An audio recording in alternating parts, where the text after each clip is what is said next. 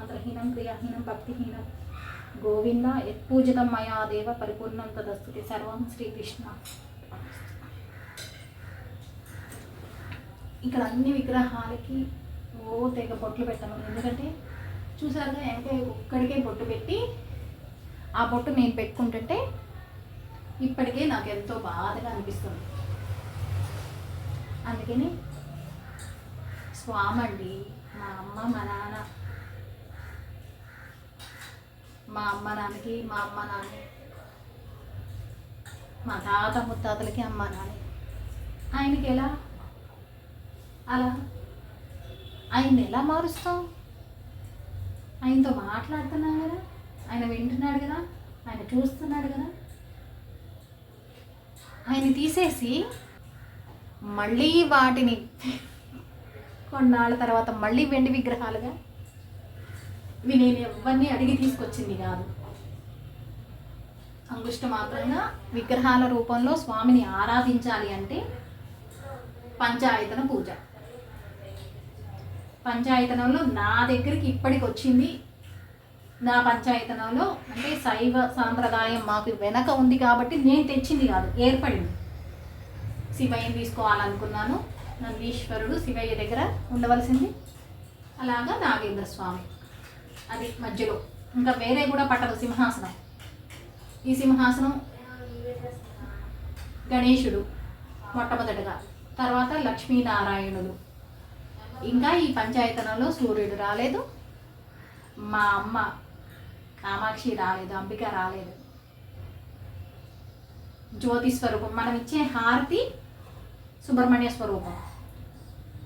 సరే ఆయన రాకపోయినా అమ్మవారు రావాలి. ఆవిడ ఎప్పుడు వస్తుందో, నా పంచాయతన పూజ ఎప్పుడు ఇదవుతుందో. అంగుష్ట ప్రమాణం అంటే బొటన వేలు ఇదా ఇక్కడి నుంచి వస్తుందా బొటన వేలు? మా స్వాముల్ని నేను తెచ్చుకొని ధైర్యం చేయగలిగి నేను తెచ్చుకున్నంత. ఇంకా పంచాయతనం పూర్తి కాలేదు. ఇది గోమాత. ఇది ఇంత మట్టికి నా పూజ. విగ్రహ రూపంగా స్వామిని ఆరాధించాలి అంటే దానికి ఒక లెక్క ఉంది. మనకి ఇష్టమైన విగ్రహాలు తీసుకొచ్చి పెట్టేయడం కాదు. పంచాయతనం అవి ఎలా ఏర్పాటు చేసుకోవాలి, మన ఇంటి కులదేవత మధ్యలో పెట్టుకొని దాని చుట్టూ ఎక్కడెక్కడ ఎవరెవరిని పెట్టాలి, విగ్రహ రూపంగా స్వామిని ఆరాధించాలంటే ఏర్పాటు చేసుకోవాల్సింది. అది చెప్పింది ఆదిశంకరాచార్యుల వారు. ఈ విగ్రహం బాగుంది, ఆ విగ్రహం బాగుంది, ఈరోజు ఇవాళ తీసుకొచ్చుకున్నాం, ఇవాళ ఇది బాగుందని తీసుకొచ్చుకున్నాం, ఈరోజు డబ్బులు ఉన్నాయని తీసుకొచ్చుకున్నాం. ఒక విగ్రహం కొనడానికి ఎంత తపన పడతారో తెలుసా, ఎంత ఆరాట పడతారో తెలుసా, దాన్ని తెచ్చుకొని పూజించాలని ఎంత ఆశపడతారో తెలుసా. నాకు తెలిసి ఒక ఆవిడ కామాక్షి విగ్రహాన్ని, ఆవిడ దగ్గర ఆ విగ్రహం ఇంత కామాక్షి, చిన్న కామాక్షి కాదు, పెద్ద విగ్రహాలు పెట్టుకోవచ్చు అని ఎవరో చెప్పిన మాటని విని ఆవిడ కామాక్షి విగ్రహాన్ని, ఇంత విగ్రహాన్ని చూసి అది తీసుకోవాలని దాన్ని కట్టడానికి తన దగ్గర డబ్బులు లేక 1000 రూపాయలు నేను వస్తానండి, నేను తీసుకుంటానండి, పక్కన పెట్టండి, ఆ విగ్రహాన్ని జాగ్రత్తగా పెట్టండి అని తను 2 నెలలకి 3 నెలలకి వచ్చి చూసెళ్ళేది. ఏం కాదమ్మా పక్కనే ఉంది, తీసుకెళ్ళండి, మీరు తప్పకుండా తీసుకెళ్ళండి. ముందే కట్టేయమంటారా డబ్బులు, అప్పుడు కట్టేయమంటారా, ఇంత మట్టికి తీసుకుంటారా? ఆ తపన చూడండి ఆవిడ విగ్రహం తెచ్చుకొని పూజించాలి అని.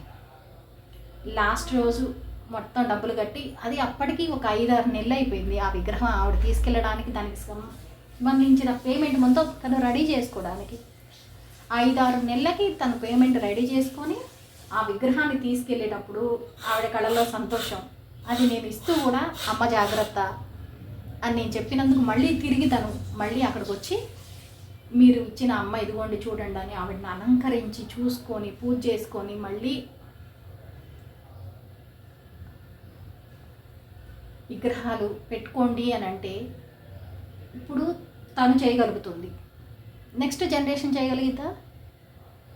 అవి అలంకరణ వస్తువులా?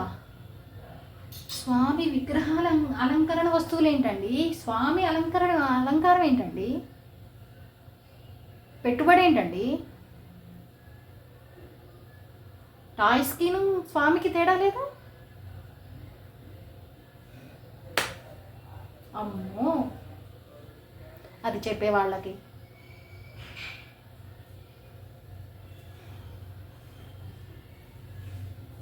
Thanks for watching.